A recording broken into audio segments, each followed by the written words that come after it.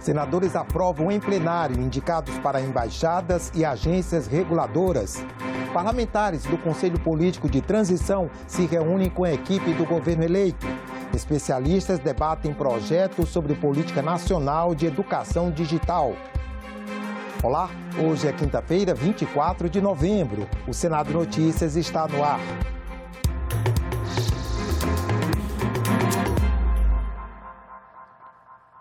Um pedido de vistas adiou a votação do projeto que flexibiliza as regras do uso de agrotóxicos no Brasil na Comissão de Agricultura e Reforma Agrária. O projeto é defendido por ruralistas, mas é chamado pelos ambientalistas de pacote do veneno. A proposta já tramita no Congresso há 20 anos e retorna agora ao Senado na forma de um substitutivo aprovado pela Câmara dos Deputados.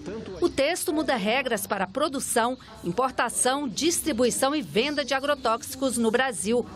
Fixa prazo para obtenção de registro de agrotóxicos, centraliza no Ministério da Agricultura as tarefas de fiscalização e análise dos produtos e prevê a concessão de registro temporário se a análise de um novo produto não for feita no prazo de 2 anos.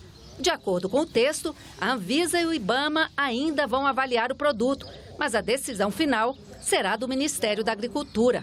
O senador Assir Burgax, que preside a comissão, assumiu a relatoria do projeto e apresentou parecer favorável à proposta, que, segundo ele, vai modernizar, reduzir custos e impactos ao meio ambiente. Com regras mais claras e sistemas de registro e controle mais modernos, vamos ampliar a segurança jurídica, reduzir a burocracia, trazendo inovação e tecnologia para a nossa agropecuária.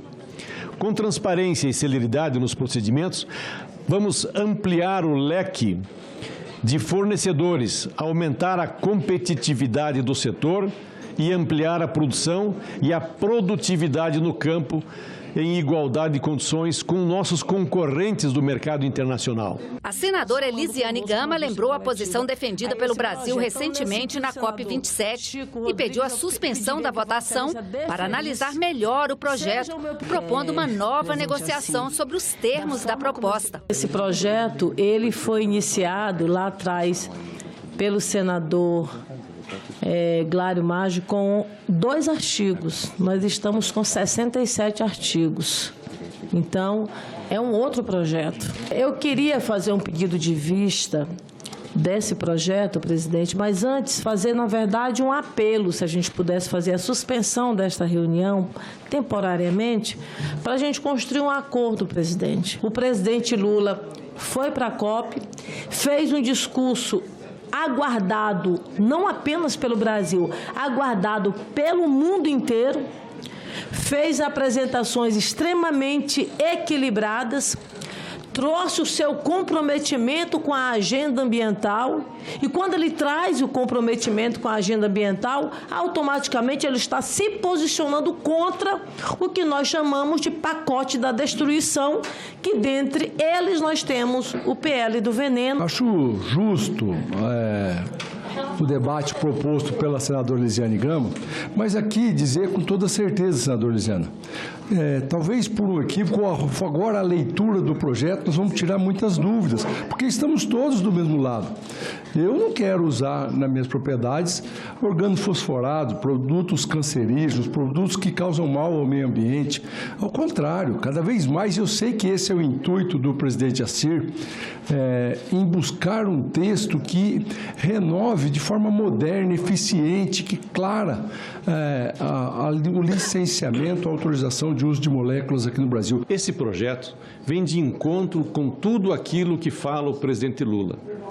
Nós não estamos tirando nenhuma responsabilidade ou atuação da Anvisa e do IBAMA. É apenas uma readequação de gestão para nós diminuirmos a burocracia. Nessa quarta-feira, segundo dia da semana de esforço concentrado, o plenário do Senado aprovou 13 nomes para cargos em embaixadas e agências nacionais reguladoras.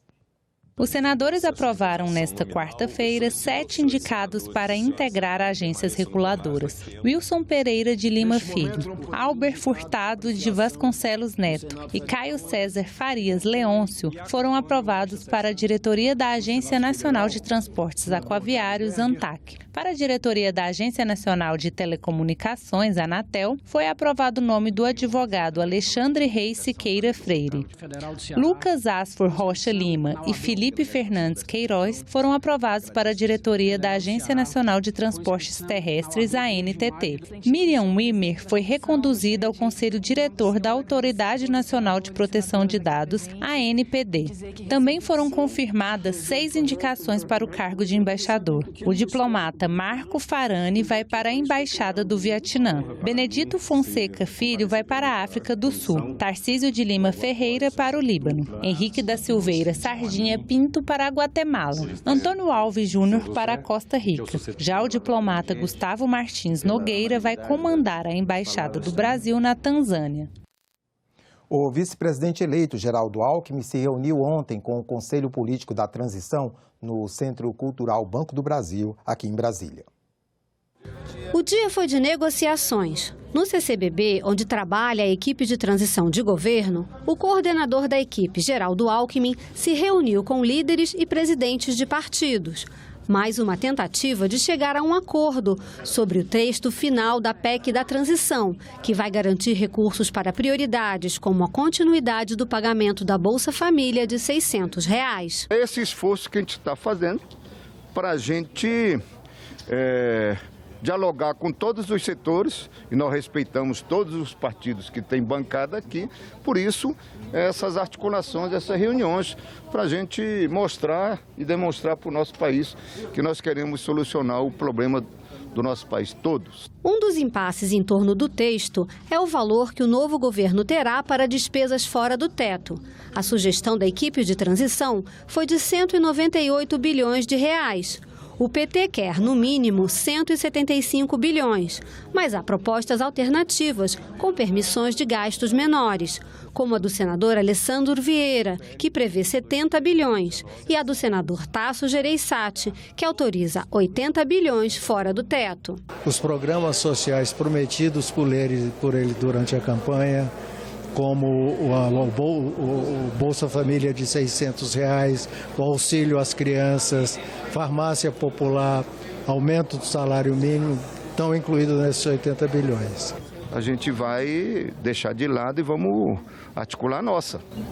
Está fechado em 105 bi. 175. Outro impasse é por quanto tempo deve durar essa licença para gastar.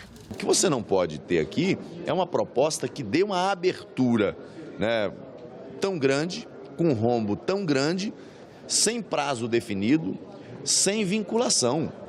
Isso é inadequado, isso é uma regra que vai gerar mais problemas para a sociedade do que soluções. A perspectiva, os mais pobres desse país esperam restar, certo, com essa questão equacionada, e 4 anos é um prazo, certo, razoável para dar estabilidade. A proposta é, a gente vai lançar a PEC já com uma mediação dos 4 anos.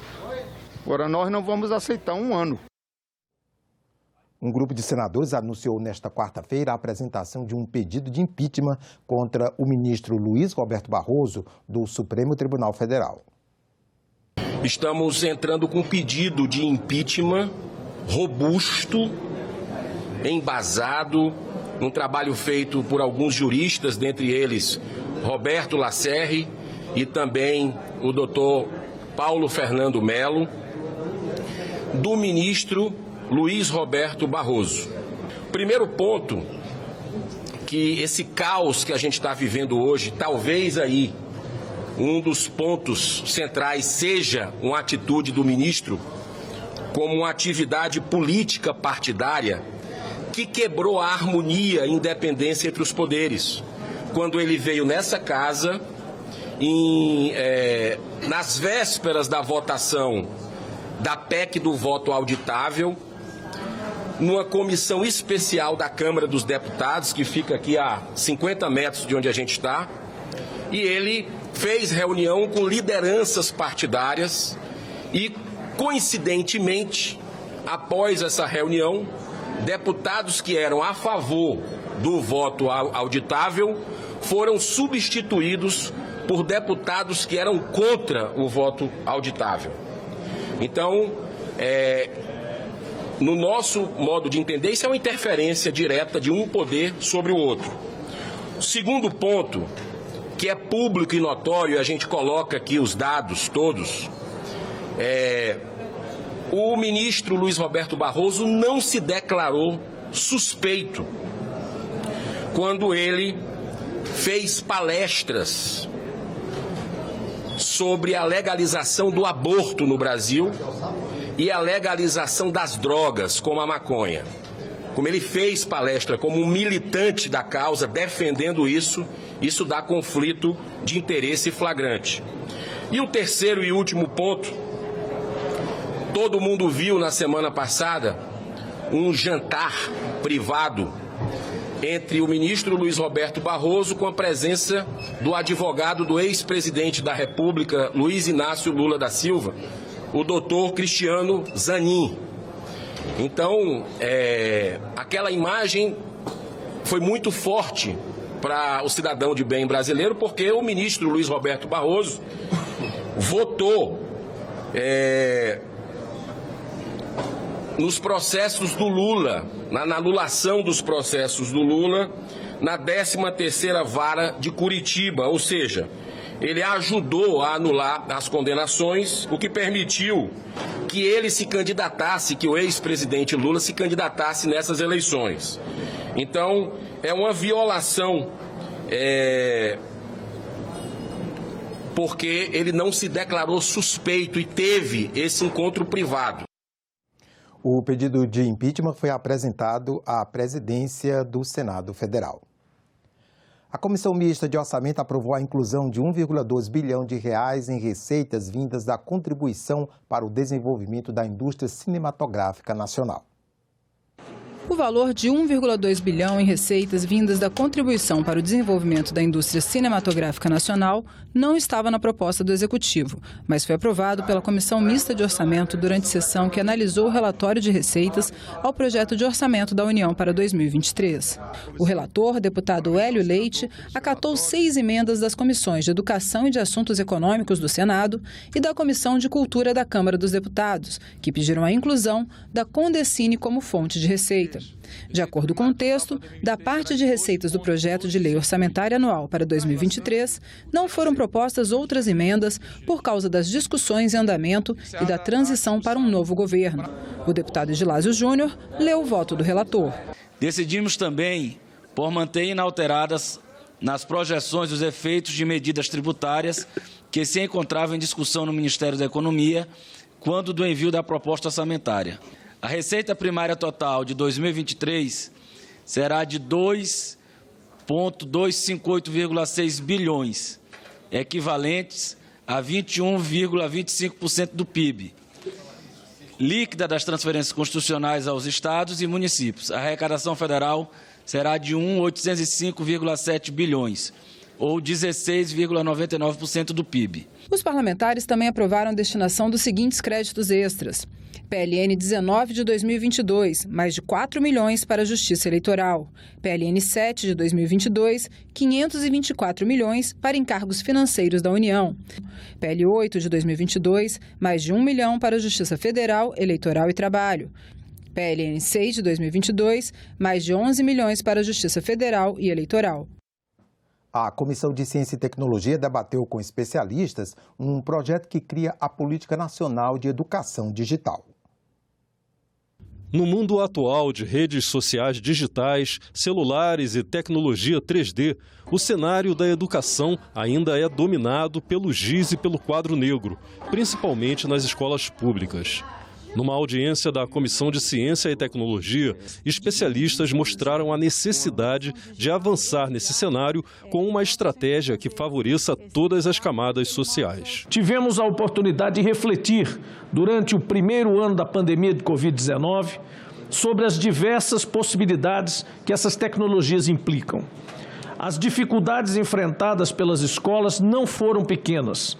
Foram forçadas a fazer uma migração para o sistema digital em meio à pandemia e como forma de tentar diminuir as perdas pedagógicas.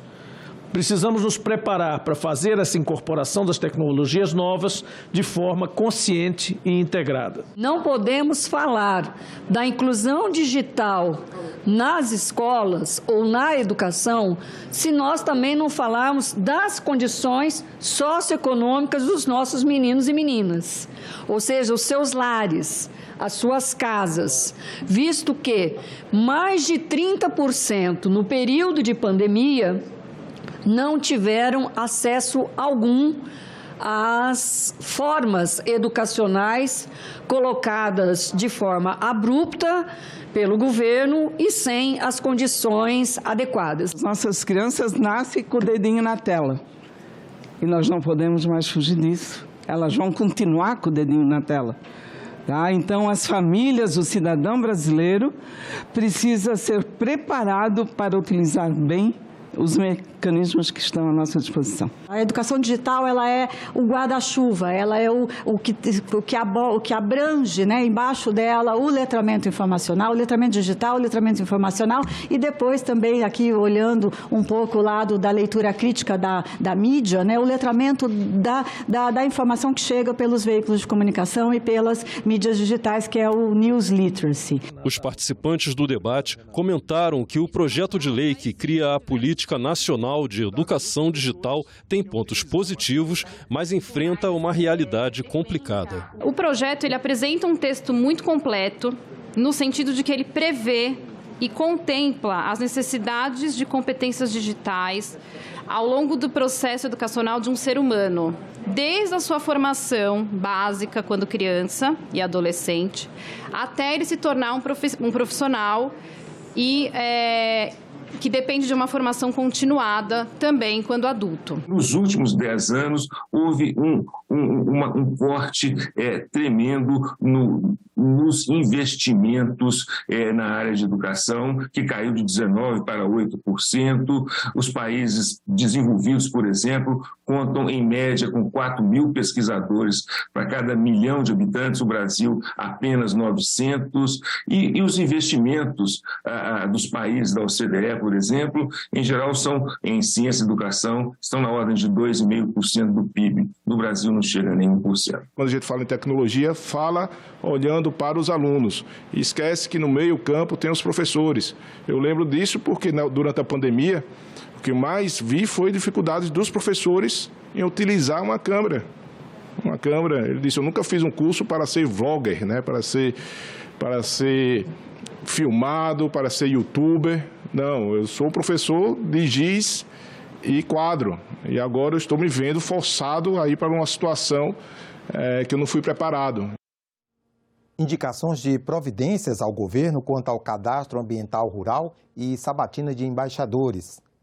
Assuntos que mobilizaram outras comissões do Senado nesta quarta-feira. Na Comissão de Meio Ambiente, senadores aprovaram o encaminhamento de 2 sugestões ao Poder Executivo e outra especificamente ao Ministério da Agricultura, ambas com o mesmo teor, que se adotem providências para aperfeiçoar o cadastro ambiental rural e combater grilagem de terras e desmatamento ilegal. Na Comissão de Relações Exteriores, foram sabatinados indicados para embaixadas brasileiras. Marco Farani, para o Vietnã, Benedito Ferreira Filho, para a África do Sul, Lesoto e Maurício, Tarcísio de Lima Fernandes Costa, para o Líbano, Henrique da Silveira Sardinha Pinto, para Guatemala, Antônio Alves Júnior, para Costa Rica e Gustavo Martins Nogueira, para Tanzânia, União das Comores e República das Seychelles. Ficamos por aqui. Você pode rever as reportagens desta edição na nossa página na internet, senado.leg.br/TV. Obrigado pela companhia e até a próxima.